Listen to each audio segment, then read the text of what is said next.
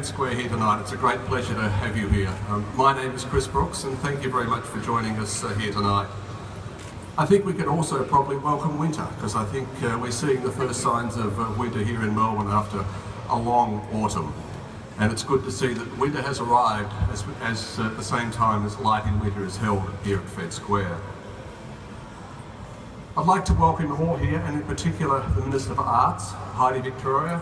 Welcome, Minister, and thank you for joining us tonight. We have a number of other dignitaries who will be speaking to us this evening, and the Fed Square family members who are gathered here as well to join us tonight. At Federation Square, we acknowledge that we are here on the lands of the Kulin Nations. We respect their customs and embrace their traditional and contemporary expression. The Light in Winter exhibition here at Fed Square is a centrepiece of our program. It brings light, enlightenment and hope during the coldest times. It creates a wonderful winter dusk experience for Melbourne. It culminates on the winter solstice, with our many communities coming together to welcome the first steps towards spring, warmth and rebirth. We have a number of speakers tonight. The first will be Cathy Walter, who is the chair of Fed Square, followed by Robin Archer, who is our artistic director for our Light in Winter.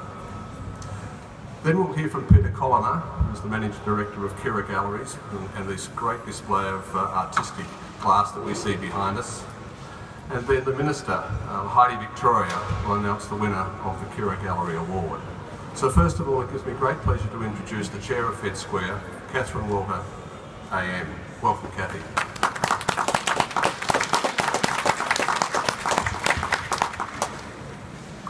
Everybody, thank you so much for joining us this evening.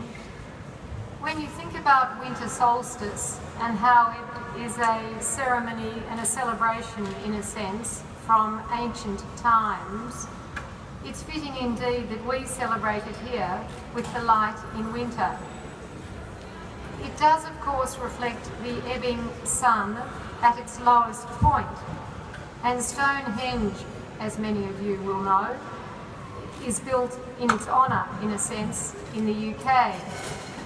Now, unfortunately, the early designers of Fed Square did not give us our own Stonehenge, but we are jolly lucky that Asif Khan, at the back there, hands up Asif, has given us radiant lines, which in a sense is the essence for us of the winter solstice.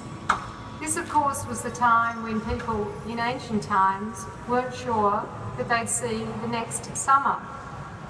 So they, by and large, would slaughter their animals, which gave them that rare commodity, fresh meat, and their wine and their beer would be nicely fermented, so that they had indeed quite a feast. And therefore, it's appropriate, as I look around, that with the absence of the fresh meat, you are doing precisely the same. Welcome all.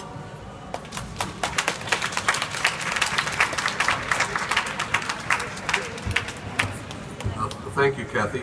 Of course, it is not possible for us to deliver such undertakings here without the support of our Board of Directors, and it is great to have you here tonight, Cathy, as well as Cathy Wilson and Laura Anderson from our Board.